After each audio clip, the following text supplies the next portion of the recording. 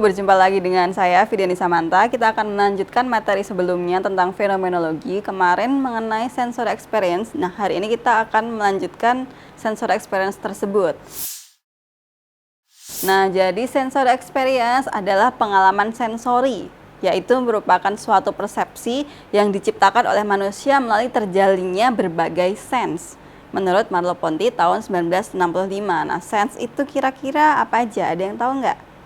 Kalau ada yang tahu bisa silahkan ketik komen di bawah.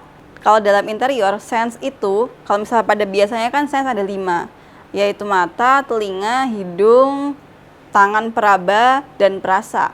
Nah, kalau misalnya di interior itu ada 7 sense. 7 sense kita bisa merasakannya, kita bisa mengetahuinya melalui pertanyaan 5W1H, yaitu what, who, why, when, where, and how. Dari penglihatannya bagaimana, pendengarannya bagaimana, perasanya bagaimana, perabanya bagaimana, dan penciumannya bagaimana. Kemudian ada tambah 2 lagi, yaitu body movement atau pergerakan. Kemudian satunya adalah body identification, yaitu ergonomik atau antropometri. Kalau misalkan di interior ada ergonomi, yaitu desain karena untuk manusia, jadi untuk ukurannya harus sesuai dengan manusia tersebut. Nah, itu masuk ke dalam ergonomik dan antropometri. Nah, jadi contohnya seperti yang ada di materi, yaitu misalkan dalam suatu ruang, kemudian kita menggunakan sensori kita, yaitu pendengaran, penglihatan, peraba, dan penciuman yang bisa disebut dengan human sense, dan ditambahkan dengan body exploring dari 2 tadi, jadi body identification dan exploring. Nah, kita akan bisa merasakan pengalaman ruang atau yang disebut atmosfer ruang yang kita bahas di episode sebelumnya. Nah, dari situ akan ada memori, ada waktu, ada makna, ada cahaya, material, tekstur, warna, furniture, aroma, suara, dan lain sebagainya yang ada pada ruangan tersebut, pada desain tersebut, fenomena tersebut. Nah, untuk kita cari tahu suasananya dalam interior bagaimana, atmosfernya bagaimana, pengalaman yang kita rasakan itu bagaimana. Nah, itu kita bisa mendeskripsikan melalui memori, waktu, makna, cahaya, material, tekstur, dan lain sebagainya. Contohnya ini adalah Istana Gebang Rumah Insinyur Soekarno. Nah, menurut adik-adik semua, kira-kira suasana ruang apa yang kalian rasakan ketika kalian melihat ini? Nah, karena kita nggak ada di ruangannya secara langsung ya, kita cuma bisa melihat secara visual, kira-kira bagaimana visualnya? Menurut adik-adik gimana? Nah, bisa lagi ketik atau komen di YouTube. Mari kita bahas satu-satu, kira-kira seperti apa untuk Istana Gebang Rumah Insinyur Soekarno. Nah, dari sini ada memori. Kenapa memori? Karena rumah tersebut merupakan rumah Insinyur Soekarno pada masa proklamasi. Jadi, merupakan suatu ruang atau suatu rumah atau suatu bangunan yang sangat bersejarah tentunya bagi Indonesia. Makanya memori ditekankan di sini. Di situ kita bisa lihat dari mana sih memori itu ada. Bisa kita lihat dari furniture yang ada. Furniturnya masih antik. Kemudian desain rumahnya juga masih zaman Indis. Kemudian di situ ada lukisan Pak Karno, lukisannya juga lukisan yang zaman dulu, bukan lukisan modern. Kemudian ada lukisan kedua orang tuanya, keluarganya. Kemudian kita bisa mengenali dari furniturnya, dari materialnya, material lantainya, kemudian dari warnanya, dan mungkin ketika kita memasuki ruangan tersebut kita bisa mendeskripsikannya melalui aroma. Biasanya kan kalau misalkan kita berada di rumah tua, biasanya memiliki aroma tertentu. Nah, itu contoh-contohnya. Kemudian kita masuk ke contoh yang lain yang agak lebih modern sedikit. Nah, ini dia. Ini by Fusal Abbasov, suatu desain ruang interior. Nah, menurut adik-adik bagaimana suasana ruang yang ada dalam ruangan tersebut? Oke, mari kita cek. Nah, untuk ruangan di sini yang paling menekankan dalam ruangan ini yaitu material dan tekstur. Materialnya kenapa material? Karena baik di lantai ataupun dinding dan juga plafon, mereka memiliki material yang jelas terlihat, yaitu marble. Marble tiles make this monochromatic living room look luxurious, sharp, clean, and cold. Kemudian selain itu ada warna. Warna yang disajikan dalam ruangan ini lebih ke cold tone dengan warna white, gray, black. Kemudian warna cahayanya pun juga diterapkan warna cahaya yang cold, yaitu putih. Jadi si kesan luxurious, sharp, clean, and cold-nya itu terasa banget dalam ruangan ini. Oke, selanjutnya yaitu contoh dari Church of the Light by Tadao Ando. Ini merupakan salah satu bangunan yang terkenal sekali. Jadi di masa modernisme, kira-kira suasana ruang apa yang bisa kalian rasakan ketika kalian melihat ruangan yang seperti ini, gereja yang seperti ini? Suramkah atau indahkah atau menyeramkankah atau membahagiakankah? Nah, coba kira-kira apa? Nah, oke, kita cek kira-kira apa yang ada dalam bangunan tersebut, gereja tersebut. Nah, di situ ada poin makna, kemudian ada poin cahaya, material, warna, dan memori. Kenapa makna? Kira-kira apa maknanya? Nah, di situ kita bisa lihat ada plus di situ, ada lambang salib di situ di depan, dan bisa disebut sebagai source of the light. Jadi pencahayaannya cuma ada di situ. Jadi seakan-akan ketika kita berdoa, kita langsung berkomunikasi kepada Tuhan.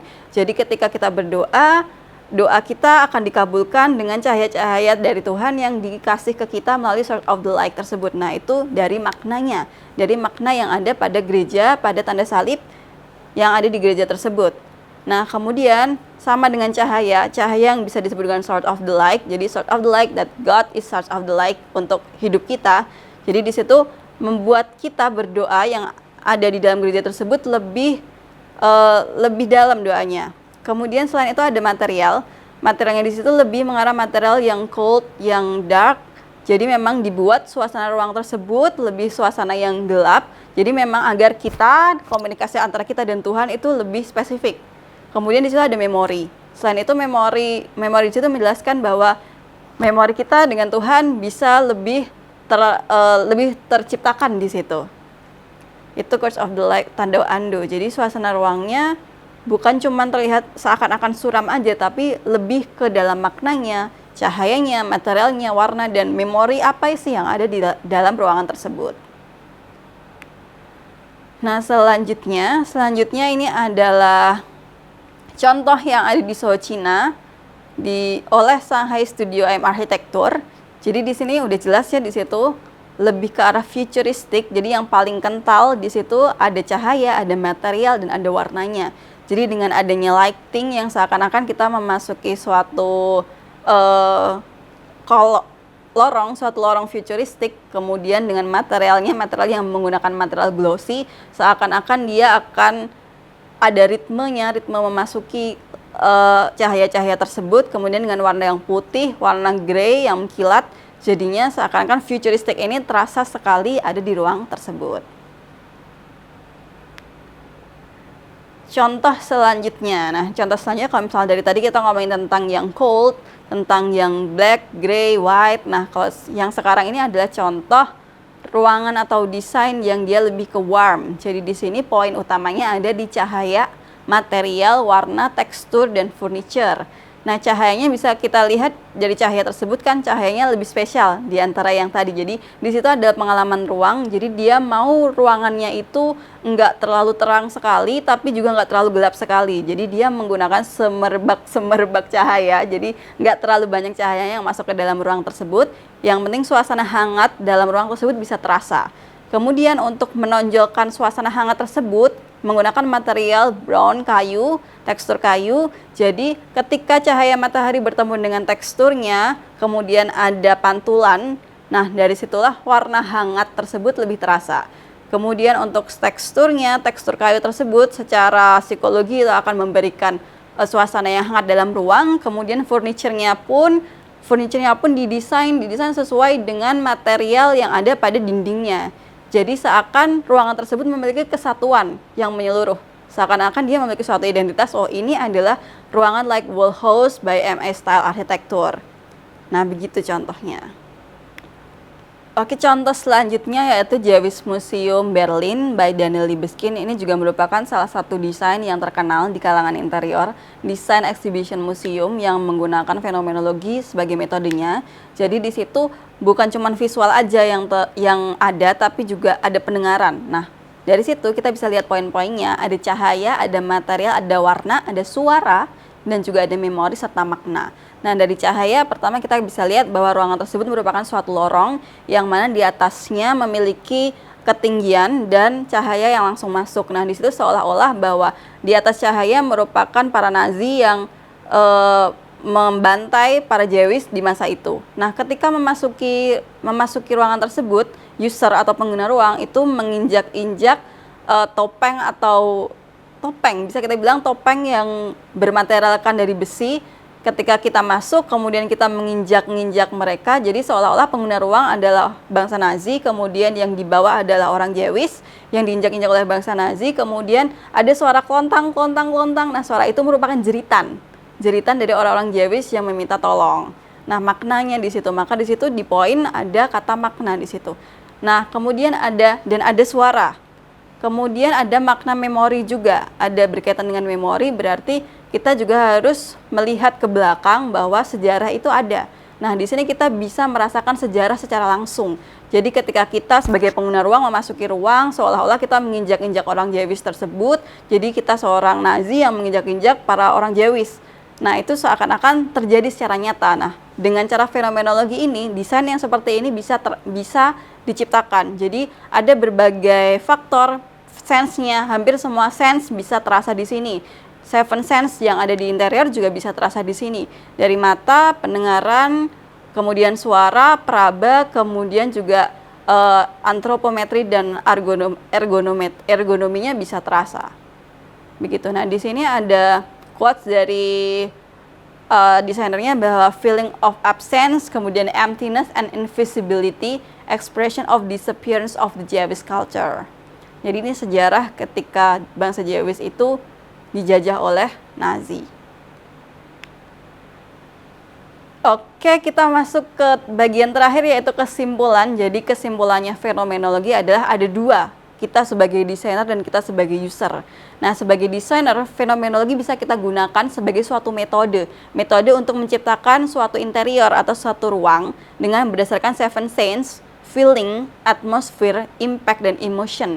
Jadi baik secara fisikal ataupun spiritual. Jadi secara terlihat ataupun tidak terlihat. Nah, as a designer kita bisa menggunakan fenomenologi menjadi suatu metode. Jadi menciptakan suatu desain yang ada terlihat visual baik, pendengaran baik, kemudian pergerakan juga baik. Jadi suasana atau pengalaman ruangnya itu bisa terasa ke dalam ruang.